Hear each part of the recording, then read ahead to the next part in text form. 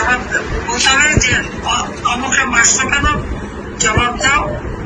এই বোনদের এভাবে লাঞ্ছিত করছো কেন, পাকিস্তানি হানাদার বাহিনীর মতো, সেটা জবাব দাও। তোমাদের ওইটাই যাবে কমান্ড। আমরা এখন অনলাইনে সরব থাকবো আর সেফ থাকবো সবাই, এটুকু আপনার নির্দেশনা আপা। সবাই সবাই সেফ থাকতে হবে। হ্যাঁ জি আপা। সবাই যে কজন কেন্দ্রীয় কমিটি যাদের নামের তালিকা বাংলাদেশের সবাইকে সেফ থাকতে হবে। জি আপা। এরা মানুষের জাতি। আপা আপনি শুধু এটুকু জায়গা দেখেন, আমরা ছাত্রলীগ আপনার সাথে বেমানি করিনি আপা, আমরা রাজপথে রক্ত দিছি, আমরা জীবন দিছি আপা, প্রয়োজনে আবার দিব, 1000 বার জন্ম নিব প্রয়োজনে। আমরা আপনার সাথে বেমানি করি নাই, কখনো করবো না আপা। আচ্ছা জি আপা, জয় বাংলা আপা। কতিপয় সেনা অফিসার চক্রান্তের মাধ্যমে তাকে দেশ ত্যাগে বাধ্য করেছেন। যে আপনারা দিশেহারা হবেন না, আপনারা সংগঠিত হন, প্রতিবাদ প্রতিরোধ করুন। যে কতিপয় সেনা অফিসার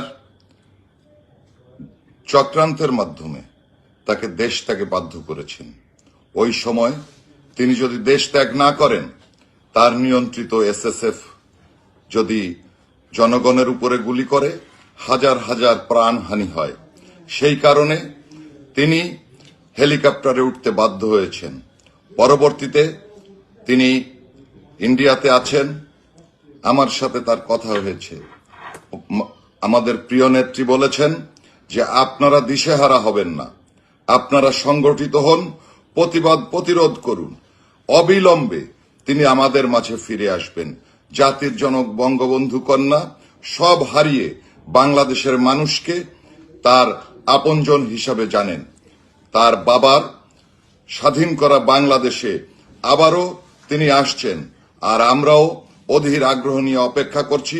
আপনারা যারা আমার এই লাইভ অনুষ্ঠান দেখছেন, শুনছেন, আপনারা সংগঠিত হয়ে, সুসংগঠিত হয়ে, ওই যারা আজকে আক্রমণ করছে, যারা প্রোপাগান্ডা ছড়াচ্ছে, তারা সংখ্যালঘু, আমরা সংখ্যাগুরু। আমরা এদের স্বাধীন করেছি, মুক্তিযোদ্ধা ভাইরা এখনো বেঁচে আছেন। আমরা মুজিবাদর্শের নেতাকর্মীরা আমাদের ব্যক্তিগত সকল ভেদাভেদ ভুলে গিয়ে আমরা মাঠে নামবো, দেশরত্ন শেখ হাসিনাকে সসম্মানে দেশে ফিরিয়ে এনে আগামী নির্বাচনে তাকে আমরা প্রধানমন্ত্রী নির্বাচিত করবই করব ইনশাআল্লাহ। জয় বাংলা, জয় বঙ্গবন্ধু।